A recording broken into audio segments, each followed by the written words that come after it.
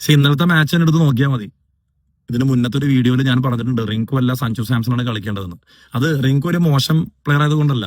ഇത്രയും ലെഫ്റ്റ് ഹാൻഡേഴ്സിനെ വെച്ചിട്ട് നമ്മൾ കളിക്കാൻ ഇറങ്ങുമ്പോൾ തീർച്ചയായിട്ടും ഓപ്പോസിറ്റ് ടീമിനും ഒരു പ്ലാൻ ഉണ്ടാകും. നമ്മളൊരു നോർമൽ സീരീസ് കളിക്കാനല്ല ഇറങ്ങുന്നത്. കാരണം ചാൻസസ് കൊടുത്ത് പ്ലേയേഴ്സ് അങ്ങനെ പെർഫോം ചെയ്യുന്നു എന്ന് നോക്കുന്ന ഒരു സ്റ്റേജ് അല്ല വേൾഡ് കപ്പ്. അതുകൊണ്ടാണ് അങ്ങനെ പറഞ്ഞത്. ഇന്നലെ തന്നെ സഞ്ജു സാംസൺ, അതായത് സഞ്ജു സാംസൺ ഈ വേൾഡ് കപ്പിൽ കളിച്ചത് 2 മാച്ചാണ്. ഈ 2 മാച്ചിലും അദ്ദേഹം കൊടുത്ത സ്റ്റാർട്ടിൽ ഇന്ത്യ 200+ റൺ അടിച്ചു എന്നുള്ളതാണ് ഏറ്റവും വലിയ ഇമ്പാക്ട്. ഇന്നലെ 3 ഓവറിൽ 48 റൺസായി.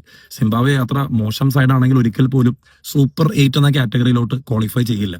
ഇനി സഞ്ജു വി സാംസൺ മാത്രമല്ല, ഇന്നലെ ഇന്ത്യൻ ടീം ഒരു ഹിസ്റ്ററി കുറിച്ചിരിക്കുകയാണ്. അതായത് ബാറ്റ് ചെയ്ത എല്ലാ താരങ്ങളും 150+ സ്ട്രൈക്ക് റേറ്റിൽ ബാറ്റ് ചെയ്തൊരു ഇന്നിങ്സ് ആയിരുന്നു അത്. അതൊരു ഹിസ്റ്ററിയാണ്. ക്രിക്കറ്റിൽ ഇതുവരെ സംഭവിക്കാത്തൊരു കാര്യം, പ്രത്യേകിച്ച് T20 ഫോർമാറ്റിൽ 150+ സ്ട്രൈക്ക് റേറ്റിൽ ആദ്യം 6 പേരും ബാറ്റ് ചെയ്തപ്പോൾ ഇന്ത്യ അടിച്ചു കൂട്ടിയത് 256 റൺസാണ്. അതായത് ശ്രീലങ്ക അടിച്ച് 260-നും 4 റൺസ് താഴെ. ശ്രീലങ്കയാണ് ഇപ്പോഴും ഏറ്റവും കൂടുതൽ T20 വേൾഡ് കപ്പിൽ റണ്ണടിച്ച ടീമായി നിലകൊള്ളുന്നത്. കെന്യക്കെതിരെ 2007 പ്രഥമ T20 വേൾഡ് കപ്പിലാണ് ഉബുൽ തരംഗയും ജയസൂര്യയും ചേർന്ന് ആക്രമണം അയച്ചിട്ട് അന്ന് ആ ഒരു റെക്കോർഡ്